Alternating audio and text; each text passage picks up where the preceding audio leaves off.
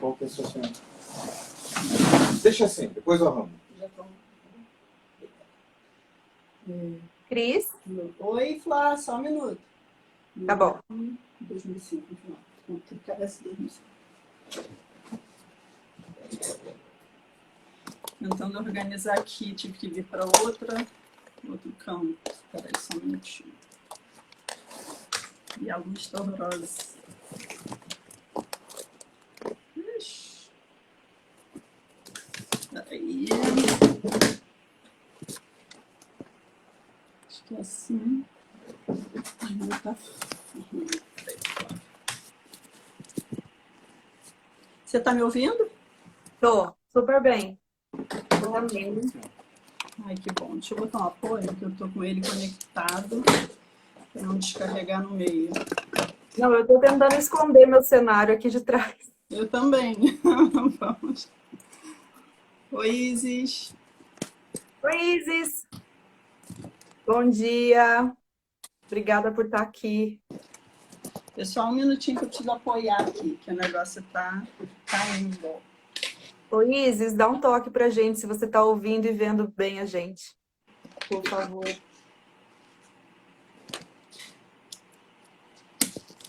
Agora eu acho que eu achei um apoio. Eu tive que Paulinha, que legal. Bom dia. Parece que tá, né? Tem muito... Tá legal, sim. É bom. Tá legal, não tá? Deixa eu só botar uma coisinha que tá escuro. Acho que agora fica tranquilo. Não está demais também. Tá.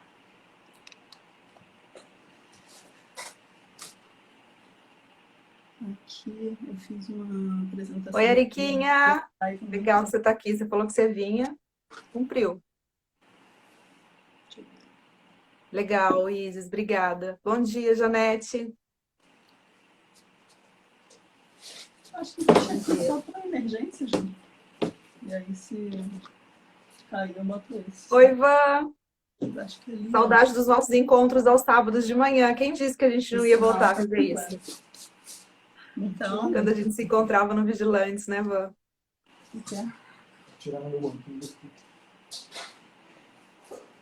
Daqui a pouco a gente começa. A Cris está acabando de se arrumar, enquanto isso o pessoal vai entrando. Hoje vai dar tudo certo. A internet está ótima, o Instagram não está congestionado, já olhei, não tem muitas lives acontecendo. Só um minuto.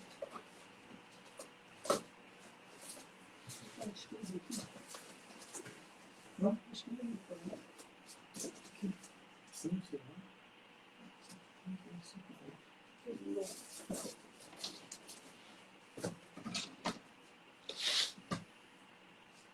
Foi mesmo, Van? Muito bom. Manda um beijo para sua irmã.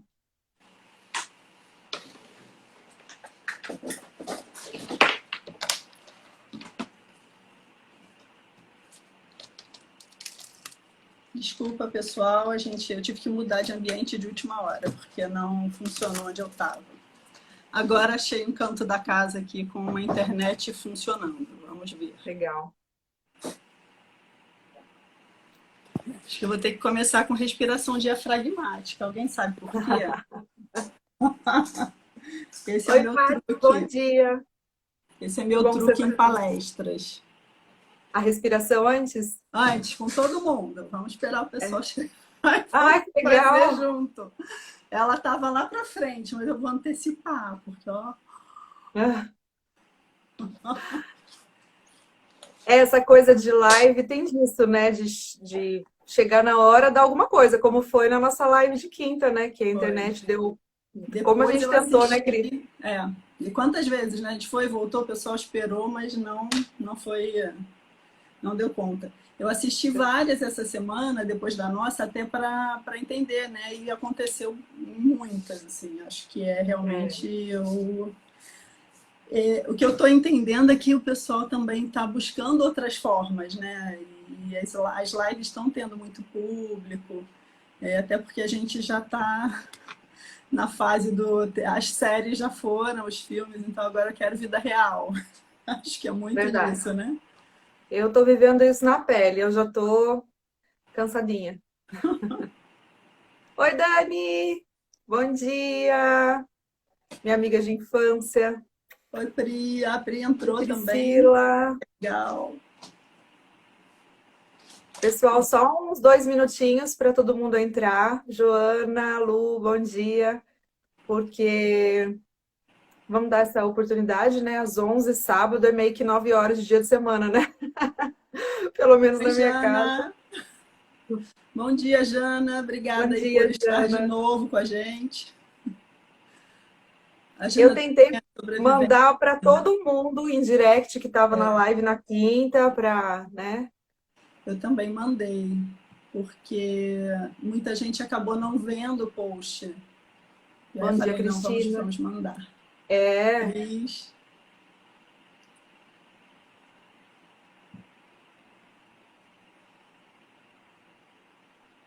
legal, reunindo uma galerinha boa aqui. E que sábado bonito, né? Tá bonito, hein? Um solzinho gostoso. É, Eu consegui instalar no computador, mas eu não consigo entrar pelo computador, tem que fazer pelo celular. pelo celular. Tem que ser algum aplicativo, algum dispositivo móvel mesmo. Eu tô pronta. Ó, Cris, a Joana falando com você, que ela viu uma série, Spin-Out. Ah, legal, Jana. Essa série é bem bacana. É do tipo para maratonar, né? Depois fala comigo no direct. Eu tô maratonando aquela Manifest. Ah, não conheço, ó, já vou anotar. Nossa, muito legal, uma trama bem bacana. É, É. Mas é só uma temporada e eu acho que 16 episódios, é para deixar a gente depois desesperada pela próxima. legal. Vou ficar meio tela, meio caderno. Vou tentar aproveitar para anotar perguntas que apareçam. Caso a gente não consiga, pessoal, acompanhar todas as perguntas, no final da live a gente salva e revê os comentários, né? E aí, caso tenha perguntas que a gente não tenha respondido ao longo da live, a gente vai mandando no direct, tanto eu quanto a Flávia, né, Flávia? Perfeito. Então, perguntas Ótimo, sobre o Cris. programa, perguntas sobre, né, como lidar com as questões emocionais, com o comer emocional, vocês podem mandar para a gente Isso aí. aqui, né? E se ver que a gente não respondeu aqui e quiser jogar para o direct, pode também. Fiquem à vontade. Bora, então? Por mim, tá tranquilo. Ah, então tá bom. Então vou me Vamos. reapresentar. Gente, obrigada por vocês estarem aqui de novo com a gente.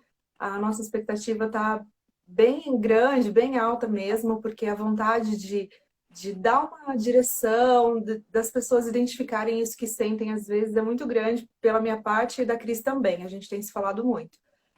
Bom, eu sou a Flávia Beraldo, eu sou idealizadora do programa Carbo Gentil, para quem não conhece, né, a minha página. É um programa que aparentemente é sobre emagrecer, mas é muito mais que isso. O meu ponto é sempre o bem-estar, acima de tudo a saúde, e com isso o se sentir bem, o se gostar, o se aceitar, se assumir. Então eu busco muito isso. Falei na outra live e repito aqui, eu tenho assim a empatia muito forte em mim de me colocar no lugar do outro, e se eu posso ajudar, se eu percebo que tá ali para eu estender a mão, é o que eu faço. Então o programa Carbo Gentil ele veio para isso, e com ele eu consigo identificar quem precisa mesmo dessa ajuda, dessa mão estendida, e vindo de alguém como eu que já passei por tantas fases. Fase de depressão, engordei por depressão, fase de engordei porque não é minha prioridade agora emagrecer e eu vou comer. Enfim, então eu conheço esse ambiente. Minha família, geneticamente falando, é acima do peso. Eu lembro da minha mãe, assim, desde eu criança, ela tomando remédio para emagrecer muito e fazendo ginástica. Naquela época não era malhar, era fazer ginástica, né? E lembro disso. Então, minha avó era gordinha E eu e minha irmã, a gente sempre fazendo dieta, caminhada, a gente sempre se virando para estar bem com a gente mesma, porque a gente não se aceitava, não se aceita acima do peso. Então, eu tento passar essa minha experiência e reconhecer quem está sentindo essa necessidade de ajuda e estendo minha mão. Então, o programa Carbo Gentil é basicamente para isso. Uhum. Só para agora dar o link para a Cris, como eu disse, no programa eu identifico e se eu posso estender minha mão e ajudar, eu faço, mas dentro de algo que eu conheço. E já percebi ao longo, o primeiro programa começou dia 14 de outubro de 2019, ano passado. Então, eu tive 5 grupos de lá até aqui e identifiquei algumas pessoas em que eu não conseguia ajudar. Que o problema era maior do que simplesmente trocar um pão por uma fatia de queijo, por exemplo, tirar o açúcar, não estava ali. São questões emocionais profundas e que aí eu já não conseguia, e essa minha impotência me fez buscar, e Deus, eu acho que foi coisa de Deus mesmo, porque eu e a Cris, a gente, numa conversa, assim, numa mesa de bar, né, Cris, a nossa confraternização, a gente identificou o tanto que a Cris podia somar nessa turma. Então, por isso a nossa união, né, Cris? Que agora você vai ajudar esse pessoal que eu não consigo chegar. Vamos juntas. Então, Vamos. pessoal, eu vou falar um pouco aí do nosso link, né, Flávia? Ontem eu contei, vou ser breve, acho que pelo menos metade do grupo estava ontem, não na quinta, né? Eu estava numa esteira de academia, né, há alguns minutos, e de repente entrou aquela mensagem automática do Insta falando de um post da Flávia. E a gente já tinha muito tempo sem se falar. Eu conheço a Flávia desde o Vigilantes, 2012, se não me engano, né? E eu falo muito que o Vigilante, para mim, na verdade, o que funcionou foi a Flávia, não necessariamente o Vigilante, né? Era todo jeito, essa empatia, essa eu sei que vocês estão passando, foi difícil, então vamos fazer juntos. E ela fazia em casa e levava pra gente, e fazia junto lá, e mandava mensagem. Então, essa coisa de mostrar que tem alguém junto com você para mudar esse hábito fez diferença para mim. E eu lembro direitinho que eu falei com a Flávia, eu não sei o que é o Carbo Gentil, mas eu já tô, é com você, eu já tô dentro. Desculpa aí, a voz falhou. Então eu falei para ela, se é contigo eu tô dentro, né? Justamente porque eu vejo que faz diferença essa coisa da parceria, de estar junto, né? E vocês veem, eu sou psicóloga, a questão do trato emocional eu também tenho.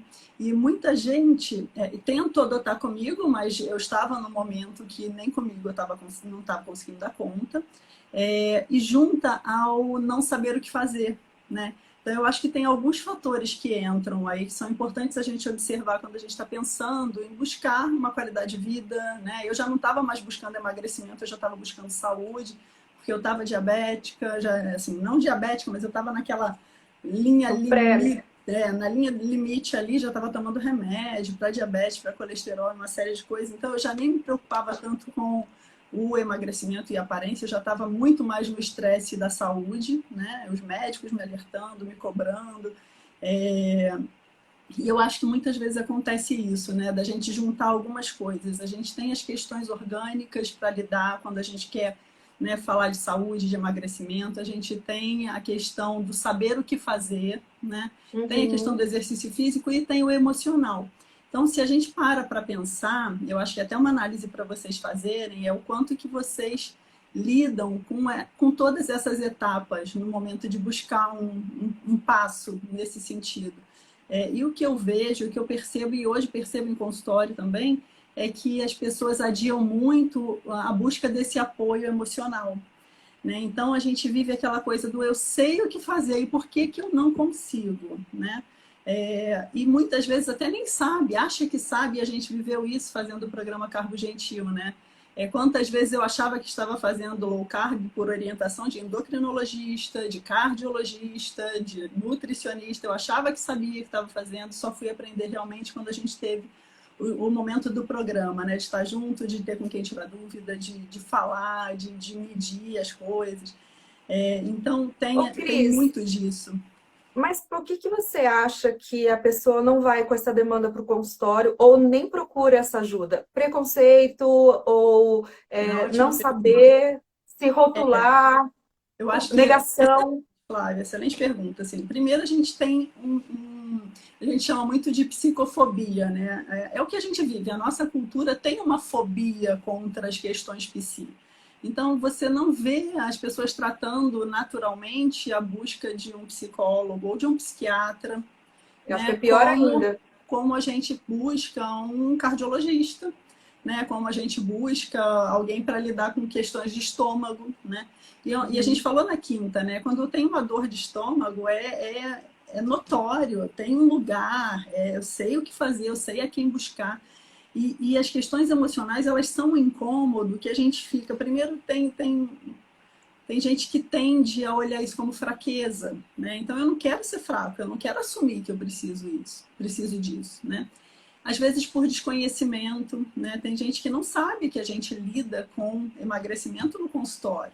E aí eu preciso colocar um alerta, né? Porque aqui a gente hoje vai flutuar um pouco, falar um pouco sobre transtorno alimentar, sobre emagrecimento, são tratamentos completamente diferentes. Quando eu estou em consultório, eu vou tratar transtorno alimentar, a linha é uma. Quando eu vou apoiar a demanda do paciente por emagrecimento, a linha é outra.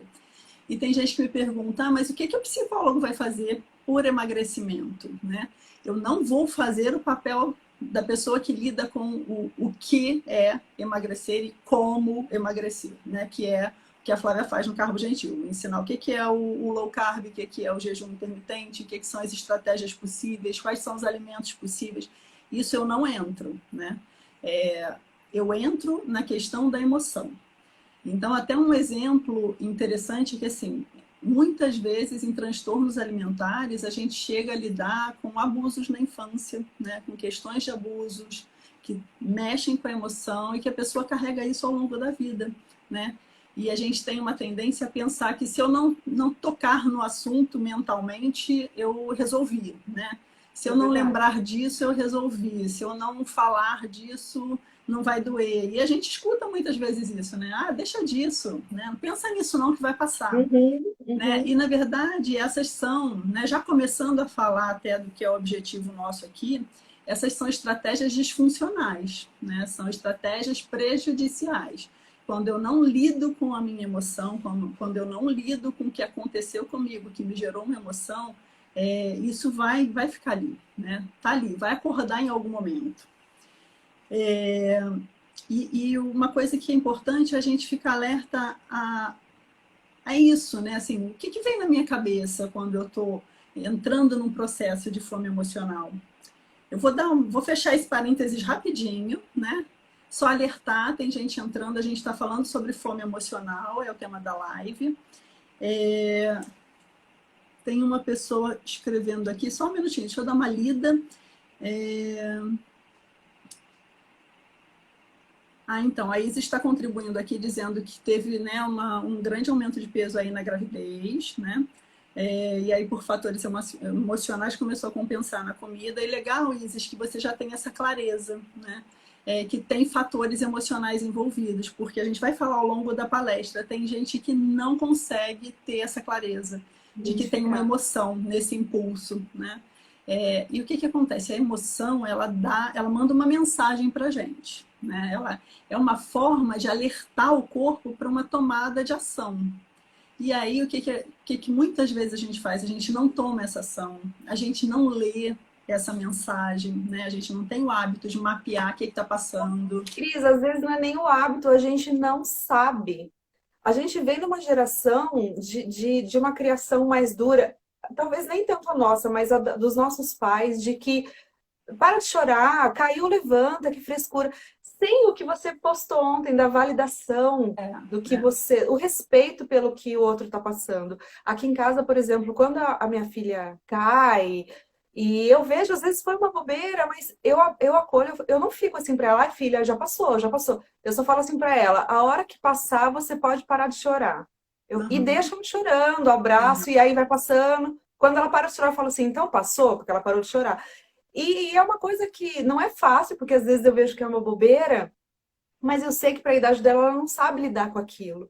Eu tento ajudar porque Cara, foi assim, a custo de muita terapia para eu entender que o que eu sentia, por menor que fosse aos olhos dos outros, precisava ser validado. É. Alguém tinha que validar, de preferência eu. Uhum. Então, quando você fala assim, né, que eu entendo que muita gente nem sabe identificar porque não aprendeu a respeitar o que sente, é o tempo todo falando para si, nossa, que bobeira, você está fazendo corpo mole, que exagero, que drama. Mulher, então, né, a gente é muito taxada, as nossas emoções são muito taxadas como drama, exageros ou TPM, sempre tem um Uhum. rótulo, não é? E aí a gente fala muito assim, ah, eu tô descontrolado, né? Tem a coisa do, ah, é um descontrolado, não controla a emoção. Então tem uma linha tênue aí, né? A minha emoção, ela é sempre bem-vinda. Ela quer me dizer alguma coisa, eu preciso dar vazão a essa emoção. O que eu vou começar a lidar é o que eu faço com essa emoção, né? Então, uma leitura que eu faço é, eu só vejo o descontrole até em terapia. Eu vejo o descontrole quando tem alguma ação lesiva para o próprio ou para o próximo, né? Então, aí tem um descontrole, mas eu chorar, não tem descontrole, eu estou botando a minha emoção para fora, né? No máximo eu vou cuidar do lugar, eu vou preservar minha intimidade, mas se eu tenho que mostrar minha emoção numa relação, eu vou mostrar minha emoção numa relação, porque a emoção também ajuda o outro a fazer a régua da gravidade do que ele fez muitas vezes, né? E é muito comum que se eu seguro a emoção, no momento que ela sai por um gatilho, às vezes nem é o gatilho certo, né? Alguma coisa dispara aquela emoção, mas não é aquela história do copo d'água, sabe? Foi a última gota, né? Mas às vezes lá na primeira gota você podia ter lidado e o copo não ia transbordar, mas a gente às vezes não tem o hábito.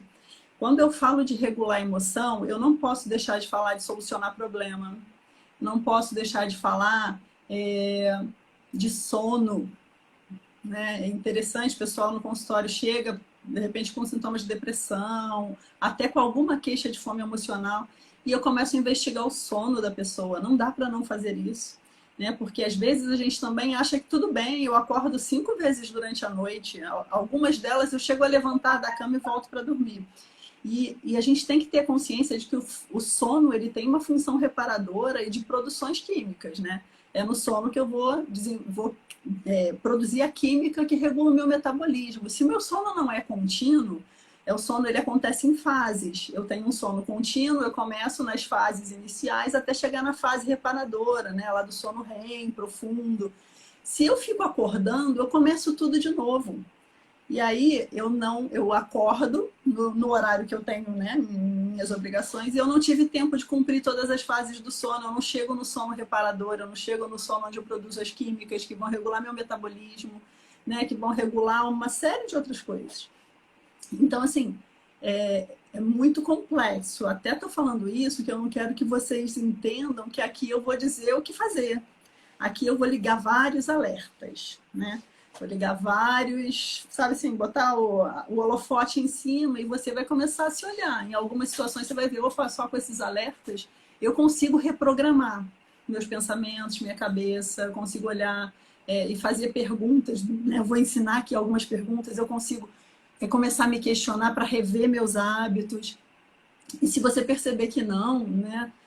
Usa os alertas daqui também para se dizer, eu preciso de um psiquiatra para me ajudar a regular isso, eu preciso de um psicólogo para me ajudar a regular isso, né? Ou eu realmente, com tudo isso que a gente está conversando, eu estou vendo que eu até controlo o meu emocional, mas eu não sei o que fazer, talvez eu esteja fazendo errado, eu vou precisar de alguém que me apoie a conhecer o que fazer na dieta. Então, usa a live de hoje para refletir sobre isso. Voltando ao exemplo da Isis, eu vivi isso, Isis. Eu engordei também 30 quilos na minha primeira gravidez. Eu tive uma compulsão por chocolate. Eu comi uma barra de chocolate por dia de segunda a sexta, que era quando eu tinha aquilo disponível, né? Era na porta do trabalho e tal. E eu me escondia, eu chegava ao cúmulo de me esconder, eu me trancava no banheiro, porque se alguém pedisse um quadradinho, eu tinha vontade de comer tudo de novo. E algumas vezes eu comi tudo de novo, porque eu não soube dizer não para a pessoa que me pedia um quadradinho. Porque imagina, uma barra de chocolate de 250 gramas, todos se sentem autorizados, né? E aí eu vou falar para vocês que hoje, assim, quando eu me desliguei de uma etapa de carreira e entrei em outra, comecei a me aprofundar nas questões psi mesmo, psicológicas, de clínica, que eu fui entender o que se passou comigo, né? Eu tive ali, em função de gravidez, né, de fim de gravidez, do 7º mês em diante, aquela sensação de amanhã acaba, amanhã acaba, amanhã acaba, mas levou 9 meses para acabar. Né, levou mais 2 meses. Então, imagina o processo para o teu corpo de uma sobrecarga de açúcar todos os dias, né? E fora a alimentação, que era a base de carboidrato, porque eu também não conhecia o que fazer. Mas fechando esse parênteses, né? A gente acabou já entrando em algumas coisas da palestra. Patrícia, depois eu vou dar uma lida aqui no que você está escrevendo. Eu acabei de ler. E tento te responder. Mas, e vi que passaram algumas perguntas também, viu, pessoal? Isis, quem chegou agora, o tema da live é fome emocional. A gente está aqui migrando entre se apresentar e começar, a gente não consegue não começar, né, no assunto. Mas aí, pessoal, só para fazer a minha apresentação, eu sou psicóloga, trabalhei muito tempo com recursos humanos. De 2013 em diante, eu fiz a minha mudança de carreira e fui para a clínica trabalhar em terapia, né? E venho aprofundando, né? O pessoal vê muito nos meus posts lá, eu me formando, né? Estou eu lá com o diploma na mão. É porque eu digo que desde que eu me formei em 97, eu nunca parei de me formar. Né? Eu acho que esse é o nosso papel, essa é a nossa obrigação, né? De estar sempre buscando mais, trazendo informação, trazendo novidade e se qualificando. Porque estar na clínica, aqui é muito fácil eu preparar o meu esboço, né? As minhas várias páginas, e trazer aqui para conversar. Agora, quando eu estou na clínica, é sempre uma caixinha de surpresa, você não sabe o que vem, né? Então, a gente vai atrás, vai buscar informação, vai buscar reforço nisso. E a linha que eu escolhi para trabalhar é a linha cognitivo-comportamental, que é a linha que me dá um suporte muito interessante, que acredita que o que eu vivo e o que eu sinto e o que eu faço tem muito mais a ver com o que eu penso daquilo que me acontece do que daquilo que me acontece. Né? E aí eu vou dar um exemplo para vocês. Vocês já se viram numa situação em que, de repente, alguém está andando do seu lado e cai. Você está num grupo de amigos. Um solta uma gargalhada. O outro fica absolutamente comovido e corre para segurar. Né? Outro fica com vergonha, tem uma sensação de vergonha pela queda do outro, porque todo mundo está olhando. Vocês percebem que são sentimentos diferentes, mas a situação gatilho é a mesma. Uma pessoa cair do seu lado. Né? Então, não está certo, assim, é o que a gente costuma até ensinar para o paciente, assim, não dá para você acreditar que se aquilo te aconteceu, e pode ser uma briga com o marido, pode ser uma discussão com o chefe, ou, de repente, alguém que não te deu atenção quando você precisava. Então, essa situação não é verdade, né, entre aspas, que é ela que dispara em você a tristeza, né, que dispara em você a raiva. No meio do caminho entre isso que te aconteceu e a sua raiva, tem um jeito como você interpretou o que te aconteceu. Né? Então, na terapia, a gente trabalha nisso. Então, o que é isso que você pensa sobre o que te aconteceu que está te gerando esse sentimento? Né? Então, hoje a gente vai falar um pouco disso aqui também, porque isso também entra na questão da fome emocional. Como que eu interpreto o que me aconteceu? E aí eu lanço mão, talvez, desse hábito de regular minha emoção com comida. Né? E regulação de emoção tem várias formas, mas a comida é uma delas e a gente vai daqui a pouco falar disso. Então, voltando à apresentação, eu segui a linha cognitivo-comportamental, porque eu acho que essa base é muito importante, dá poder para a gente. Né? Eu saio daquela posição passiva de não tem jeito, se eu pensei isso vai acontecer, se eu pensei isso vai ser ruim, né? E eu saio dessa posição passiva e entro numa posição ativa. Eu estou entrando com a minha tendência à vitimização. Olha só o que eu estou pensando sobre isso. Eu não sei se eu vou falar uma besteira agora sobre essa questão da parte cognitiva. Eu fiz vários tipos de terapia. E a última que eu fiz, foi antes de engravidar, ela também ia para o lado cognitivo, do comportamento, do presente. E eu achei o máximo, porque eu passei uma vida inteira tentando entender, não entender, mas justificar algo que eu sentia ou a maneira com que eu lidava com as questões pelo meu passado.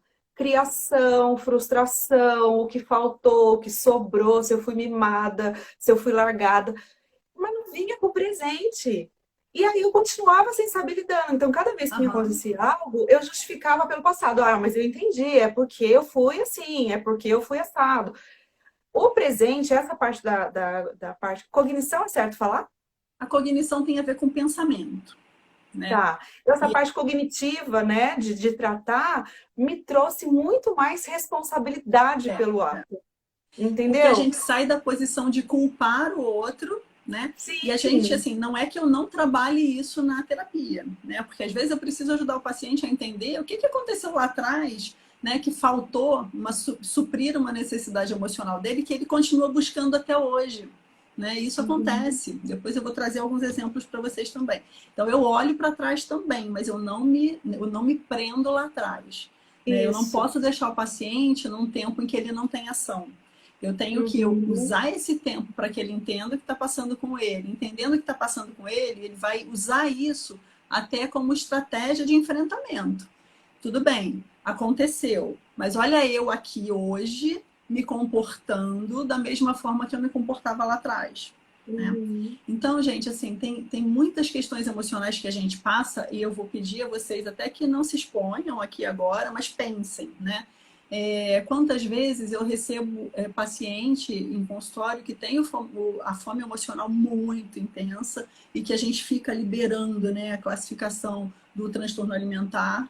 Muitas vezes eu preciso encaminhar para a psiquiatria, porque a gente vê que vem de uma questão emocional muito forte, de um abuso sexual, de um abuso físico, de um trauma. Às vezes a pessoa tem o TEPT, né, o transtorno de estresse pós-traumático, e ela dispara uma série de processos e eu preciso regular, né? Mexeu ali no cérebro, mexeu com a química, o cérebro não está fazendo a produção adequada, e aí é a psiquiatria que vai ajudar, não sou eu. Né? Então, hoje, se vocês olharem o meu Insta, eu também me coloco, né, uma responsabilidade de ajudar as pessoas a entenderem que tem duas coisas para a gente olhar. Se a química do meu cérebro ela está desajustada, não necessariamente na psicologia eu vou dar conta, né? O psiquiatra vai regular isso com remédio, né? Mas a química, ela não muda os meus hábitos. Então, às vezes eu tenho um hábito, né, compulsivo, a química muda, mas o hábito continua, né? Por quê? Porque às vezes aquele hábito está associado a um gatilho, né? Ah, eu tenho o hábito de todo dia às 3 da tarde parar e chamar o colega do lado no trabalho para ir na cantina da empresa, chega lá, não aguenta aquele cheirinho, come um bolo, toma um café. E às vezes esse hábito ele está associado a uma recompensa de relaxar, de ter um momento de escape ao longo do trabalho. Então, quando a gente vai trabalhar a mudança de hábito, então quem tiver com um caderninho já liga o alerta para isso que eu estou falando, que eu estou antecipando um tema lá do final, não sei se a gente vai conseguir entrar lá na frente. Falando de hábito, né? No hábito eu tenho 3 fatores sempre. Eu tenho o gatilho, né? Eu tenho o comportamento e eu tenho essa recompensa que eu estou buscando. Eu tenho que ter clareza do que é isso. Então, quem tem um hábito que está pensando que é prejudicial, que é incômodo, começa a olhar para isso dessa forma. Qual é o meu gatilho?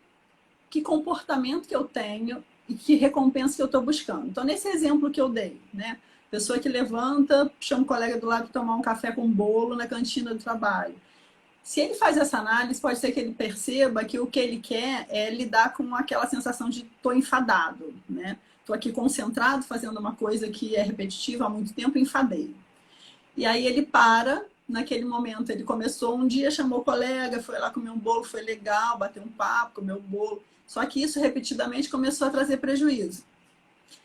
Qual é a recompensa que ele está buscando? Ele está buscando o relaxamento, né? O gatilho, ele não vai mexer. Tem um momento do dia que eu fico enfadado. É o gatilho que ele conseguiu enxergar. O reforço que ele quer é o quê? Um momentinho de relaxamento. 10, 15 minutos para sair daquela rotina e esparecer. Mas ele pode mexer no comportamento. Né? Então, se eu estou falando simplesmente de uma questão de uma fome alimentar que tem a ver com hábito, né? que não necessariamente tem um emocional forte por trás, eu posso olhar para ela pensando qual é o meu gatilho, que horas que isso acontece, o que eu quero de recompensa, e aí que comportamento eu estou adotando. Então vamos começar a mexer nesse comportamento, e a gente vai testando. Na terapia a gente também trabalha com isso. Eu vou testar que comportamento a gente vai substituir aqui, né? E é o paciente que vai dizer, Cris, eu levanto para comer bolo com um café. Então, o que você pode fazer nesse momento que você tenha dado esse gatilho, que você consiga essa recompensa, mas que não te prejudique, né? Em termos de saúde, alimentação, engorda, etc. Beleza, eu acho que em vez de fazer isso, eu vou descer para o pátio da empresa, vou chamar o mesmo colega e a gente vai dar uma volta no pátio. A gente vai relaxar, a gente vai conversar, a gente vai rir, mas eu não vou comer o bolo. E aí ela vai para a vida real, né? Que é muito o que a gente faz na terapia. Vamos para a vida real agora testar isso. Ela testa isso, volta para mim e fala, legal, funcionou. Ou ela fala, não funcionou porque o bolo não saiu da minha cabeça. Então vamos tentar outra estratégia. Mas eu queria trazer para vocês essa coisa da mudança de hábito, né? Eu mapear gatilho, o que dispara isso em mim? Comportamento, dado o gatilho, o que eu comecei a fazer para ganhar o que com isso, né? Quando eu entendo esse processo, já me ajuda muito a intervir, né, no processo. Isso é uma coisa que a gente mesmo pode fazer, né? Quantas vezes você vai poder olhar para hábitos do dia a dia, né? Tem gente que assume como estratégia emocional buscar coisas fora para lidar com a emoção, né? E se eu vou buscar fora, eu posso buscar qualquer coisa, não necessariamente com comida, porque a minha estratégia é ou buscar fora, né? Não necessariamente a comida. E acontece muito em consultório, eu vejo bastante que às vezes a pessoa acha que resolveu a fome emocional e ela começou a beber, né? Tô tensa, abri uma garrafa, foi toda de vinho, delícia, relaxei. Dormi E super aí bem. durmo. E aí isso que eu ia alertar, Flá. O vinho, ele é uma das coisas que vai contra a higiene do sono, que a gente fala. Porque ele te coloca para dormir, mas ele não te mantém. Ele não te deixa seguir as fases do sono. Então, costuma ser um sono interrompido, aquele sono que você acorda cansado, né? Porque o álcool, ele dispara esse primeiro relaxamento para fazer dormir, mas aí ao longo do sono, o sono é prejudicado. Então, assim, toda essa clareza é importante, porque eu posso substituir a fome emocional pelo vinho, pela bebida, qualquer que seja. Eu posso substituir pelo sexo, posso substituir por jogos, né? Alguns até por drogas, porque eu estou, né, mexendo com a área do meu cérebro que tem a ver com a recompensa. Então, a gente tem que ficar alerta para o tipo de substituição que a gente faz. Isso acontece quando eu não lido com a emoção, né? Ô, Cris, eu sempre comentei, desde lá atrás, no Vigilância do Peso, e reforço isso atualmente no Cabo Gentil, que esses prazeres, essas recompensas, elas geram prazer, certo? Esses prazeres, a gente pode, se a gente tiver uma força, né? Depende, claro, desse grau, se é uma compulsão. Eu sei que tem, assim, é complexo porque tem casos mais delicados. Mas, em linhas gerais, quando a gente fala da alimentação e a pessoa está se incomodando porque está com sobrepeso e se incomoda e tem culpa porque hábitos se repetem o tempo inteiro, então eu me sinto mal, mas daqui a pouco eu vou fazer igual de novo, com outro alimento, né? A gente precisa tentar ter uma força, buscar uma força, e aí mudar esse comportamento, como você falou, de repente, passear com o colega, um vento no rosto, vai dar uma renovada. Por que eu digo isso? Porque daqui a pouco, esse prazer que o alimento dá, ele é trocado pelo nosso bem-estar. Uhum. Quando eu identifico que eu consegui trocar o comportamento, e com isso eu estou me alimentando melhor, e até eliminando peso, eu troco prazer. Eu sou inundada por uma onda deliciosa de prazer, de uma roupa estar servindo. Então, assim, a gente troca o prazer. Então, como a Paty falou, né? O prato de brigadeiro, o chocolate vem realmente como uma recompensa. Eu já usei demais isso. Falei na outra live, já falei 1000 vezes do chocolate Laca, o quanto aquilo calava a minha emoção. Era como se fosse um abraço delicioso. Pequeno. Era melhor que abraço, né, Cris? É. E quando eu resolvi olhar para isso e falar, não, isso precisa parar, e foi difícil no começo, porque é muito mais fácil o chocolate, é muito mais gostoso do que qualquer esforço.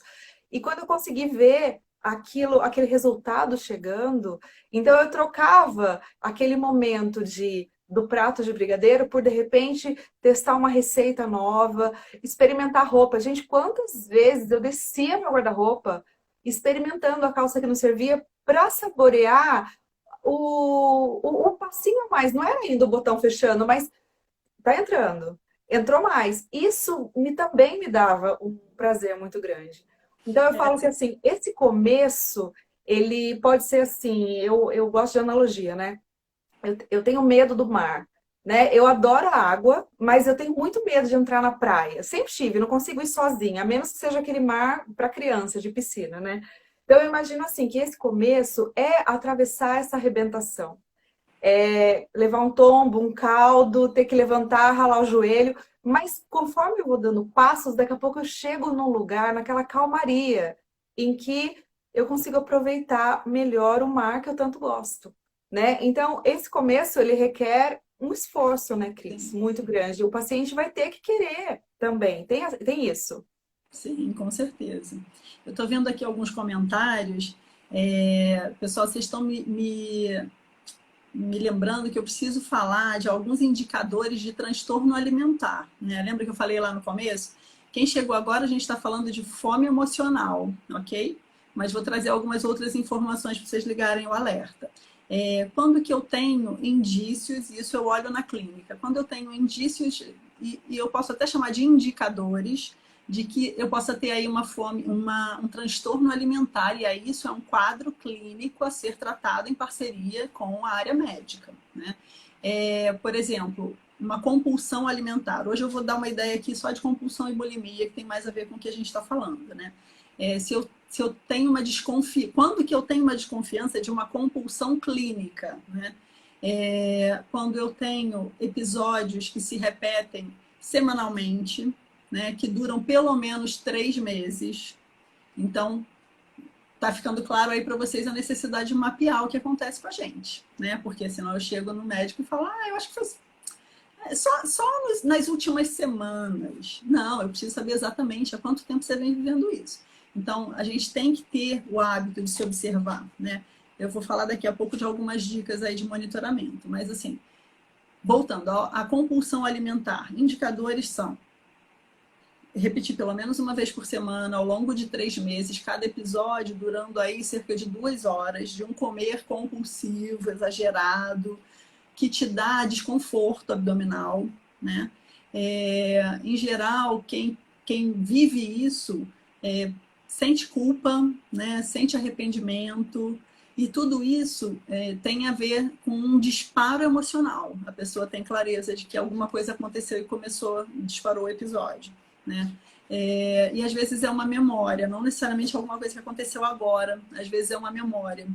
É muito comum em casos de compulsão alimentar que eu pegue pacientes que são que viveram situações de abuso de né, diversas formas. No transtorno alimentar, eu estou falando dessa coisa da colocação para dentro, desse excesso, né? Desse acúmulo, de eu comer demais. Alguém aqui estava falando, acho que era a Patrícia, falando de comer muito, de comer exageradamente, eu como se eu estou feliz, eu como se eu estou triste. Então, tem que observar esses indicadores que eu dei. Deixa eu ver se eu esqueci de algum. Tem uma associação importante com o estresse. Eu esqueci de um que é muito importante. É a sensação clara de falta de controle. Isso é um que a gente vai mapear, né?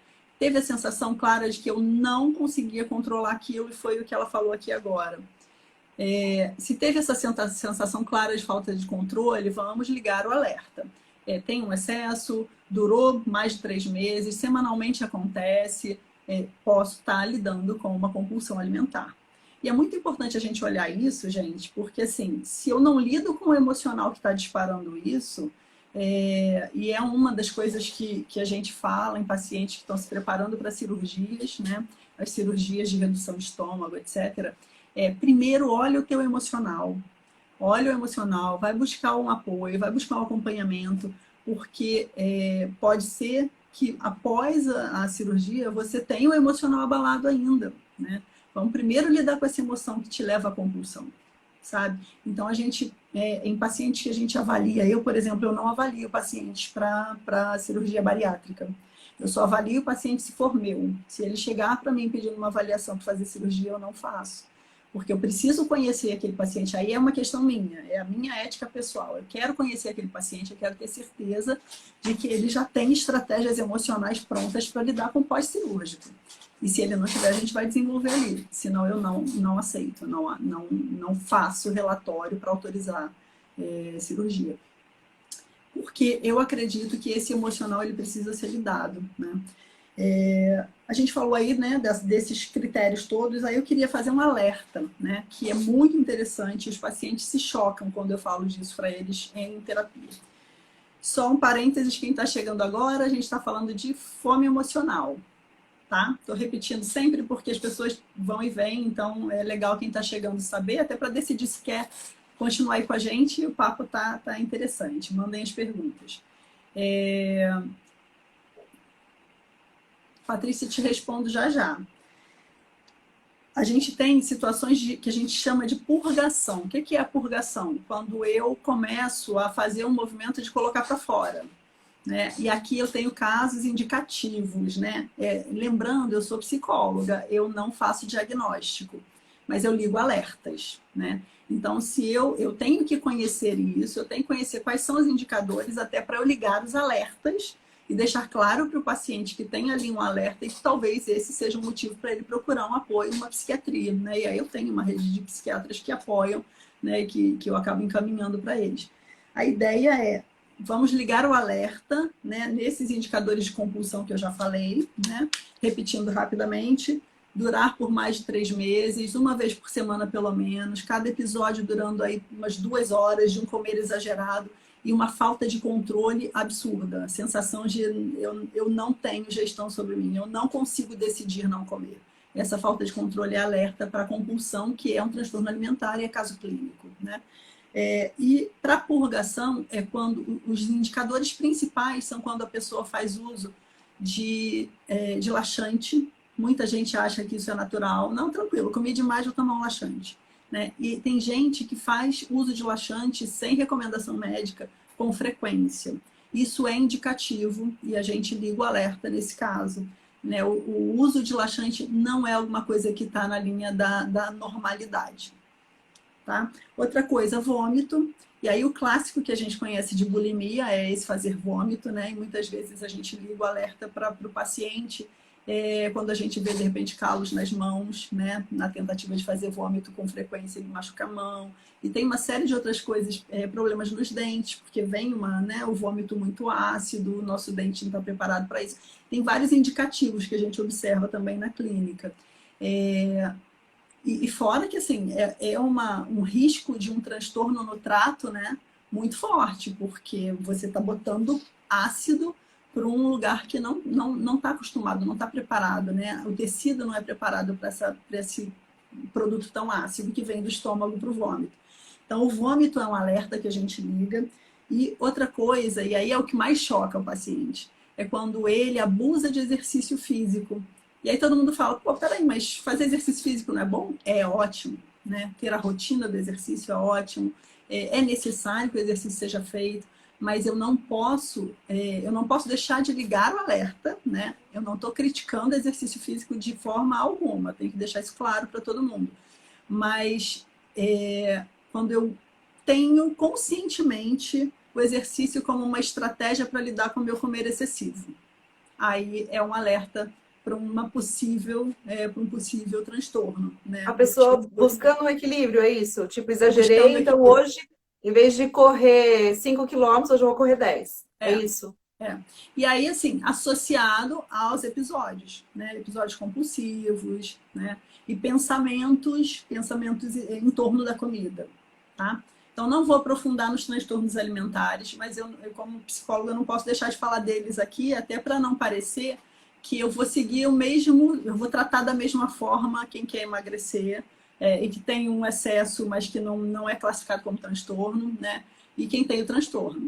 Cris, às vezes comer em excesso não significa também um fundo emocional, né? Significa uma falta de vontade de cozinhar. Eu, por exemplo, eu falo que às vezes que eu mais engordei foi às vezes que eu tava com preguiça de ir para a cozinha, de botar a mão na massa. Então, o industrializado, o delivery, ele sempre se fazia presente. Eu não vou pedir ligar no iFood e descobrir quem entrega brócolis, certo? Vai ser a pizza, o cheeseburger, esse tipo de coisa, né? Ir na padaria, já comprar coxinha, já comprar pão, enfim.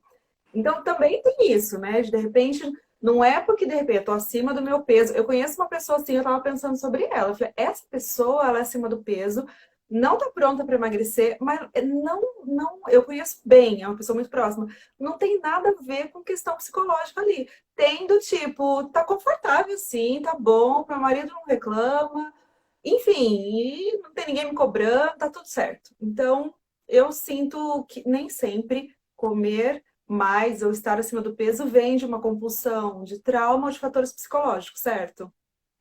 Aqui tem uma pergunta falando o seguinte, mas nem o laxante natural, um chazinho, uma coisa assim, tem alguns laxantes naturais que são muito pesados, né? Não vou dar nome aqui, que eu não vou dar ideia, mas tem alguns que são muito fortes. E para mim, na psicologia, o que importa é o comportamento, né? É a intenção de purgar, a intenção de botar para fora. Porque hoje ela está usando chazinho, que pode não ser dos piores, mas amanhã ela pode estar recorrendo a um remédio. Mas, independente de se é um remédio, se é um chazinho, eu estou ligando o meu alerta, né? E quero investigar se tem uma questão de transtorno alimentar clínico. E nesse caso, se ela me reporta que ela faz uso do chazinho, eu estou ligando o alerta. Tem um movimento, tem um comportamento de botar para fora, né? É isso que eu alerto. Os vômitos que acontecem naturalmente são diferentes, né? De repente começar a observar, tem algum tipo de alimento que a Alana está trazendo aqui. Tem algum tipo de alimento que não me cai bem e aí eu faço vômito e isso é uma reação natural do meu organismo de me livrar daquilo que está fazendo mal. Né? A gente sabe que muitas vezes é até a melhor solução, né? Eu comi alguma coisa que estava ruim e tal, boto para fora, o mal-estar passa. Eu não estou falando desse vômito, eu estou falando do vômito que eu provoco porque eu comi demais, senti culpa, senti arrependimento, vou lá e provoco colocar para fora essa comida. Né?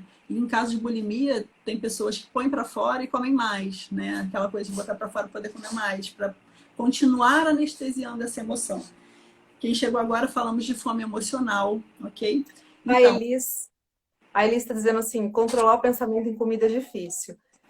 Eu também acho muito difícil, dependendo da fase que a gente está na vida. Mas, Cris, não seria também uma estratégia, uma ferramenta, sei lá, se responsabilizar só pelo momento presente? Conseguir por agora. E não que, tipo, eu vou ter que lidar com isso por tantos dias para que vire um hábito o comer direito, o comer menos. Isso realmente dá um desgaste emocional pensar que vai ter muita luta pela frente. sim. Mas, de repente, pensar na próxima alimentação, pensar no presente. Sabe aquela indução? Tô indo para a geladeira, acabei de comer, tô indo abrir a geladeira, o armário, ou o que eu vou comer. Já nesse momento, entender o que eu tô sentindo, o porquê que eu tô assim, o que isso vai me trazer. Como você falou, eu posso substituir o comer por outra coisa. Pode. Vale Vamos a fazer um pena. exercício agora? Quem tiver com um papelzinho aí na mão, eu acho que vai valer a pena anotar. Até porque a gente tem só 7 minutos de live, né? Daqui a pouco o Instagram A gente derruba a tá gente. no final. Pessoal, um exercício importante, né? Eu preciso conhecer o que eu estou sentindo. Eu preciso ter o hábito de ler o meu corpo, perceber o que está passando comigo. Então, vamos lá. Vamos olhar agora. O que eu estou sentindo nesse momento? Né? Que nome eu dou para isso? Então, quem tem filho até liga isso como alerta. Eu preciso ajudar meu filho a dar nome ao que ele sente. Né? E é muito legal eu perceber o seguinte, eu sei dar nome ao que eu sinto? Né? E às vezes eu me cobro sentir uma coisa só. Não, às vezes eu sinto mais de uma coisa pela mesma situação. E aí gera aquela ambivalência. Né? A maternidade traz isso, né? Então, assim, muitas vezes eu vejo na clínica a pessoa falando, eu não posso ter raiva dos meus pais. Eu amo os meus pais, eu não posso ter raiva. Então, você já tem um julgamento contra a sua emoção. Você pode amar os seus pais, mas ter raiva de uma determinada atitude. e você não conseguiu lidar com aquela atitude a ponto de chegar e conversar com os seus pais, e aí você está jogando para o emocional, né? Está jogando para a comida. Então, assim, você tem clareza do que passa em você? Primeira coisa. Então, assim, tô na cama, acordei, antes de levantar, pergunta para você mesmo, o que eu tô sentindo hoje? Como é que eu tô me sentindo nesse momento? Eu tô tranquila, acordei já agitado, acordei preocupado, acordei atrasado, então eu tô tenso, eu preciso ter essa clareza, porque senão eu vou descontar de alguma forma no trajeto, né? Então, ter a clareza do que está sentindo é um alerta importante. Aí você falou, né? Eu disparei o comportamento de ir até a geladeira e é difícil controlar o pensamento em torno da comida. Então vamos começar a fazer o seguinte: eu preciso mapear a minha fome, eu tenho que ter clareza, e a gente não faz isso, né? Sentou na mesa, pessoal, antes de dar a primeira garfada, pergunta para você mesmo, qual é o tamanho da minha fome? Né? Vamos lá, de 0 a 10. Primeiro você tem que fazer, eu falo que a gente precisa calibrar essa medida, né? E a gente calibra com a gente mesmo. Lembra um dia de muita fome, muita fome. Dormi sem jantar, acordei desesperada de fome. Então lembra que sensação é essa? Essa é a sua sensação 10, né? De top fome, assim. Calibrei. Lembra um dia de fome 0? O dia que você acabou de almoçar, não tinha nenhuma questão emocional envolvida, acabei de almoçar, tô satisfeito. É o meu nível 0. E aí começa a classificar, né? Sentei para comer, qual é o tamanho da minha fome hoje? Né? Para a gente também começar a confrontar aquela ideia de botei no prato, tem que comer, né? Eu posso confrontar isso, né? Eu posso pensar, vai para o lixo de qualquer maneira. Qual lixo eu vou escolher? O lixo da cozinha ou o lixo do meu corpo? Eu estou tratando o meu corpo como lixo, né? Então, assim, não, botei no prato, errei a quantidade, vai para o lixo. Eu tenho que me permitir isso até eu aprender a dimensionar o meu prato de acordo com a minha fome. E esse exercício é, qual o tamanho da minha fome hoje? Né? A primeira coisa. E segundo, qual o tamanho da minha saciedade? E aí faz o mesmo exercício, calibra. Né? Quando que eu estou saciado? Quando que eu não estou saciado? Aí você vai ter o 0, vai ter o 10. E começa a marcar para você. Qual o tamanho da minha saciedade. Aí no momento da fome emocional, se você não tiver um craving, que é aquele desespero que você não pensa, já comeu absurdamente, aí só se dá conta no final quando a culpa aparece. Né? Mas se você tiver uma fome emocional num nível que ainda consegue, né, pensar, raciocinar, é você tentar fazer esse exercício antes. Né? Acabei de almoçar, tem 1 hora que eu almocei. Ontem eu vivi isso. Né, eu estava pensando na live, eu estava me preparando para a live e a minha internet já estava dando problema.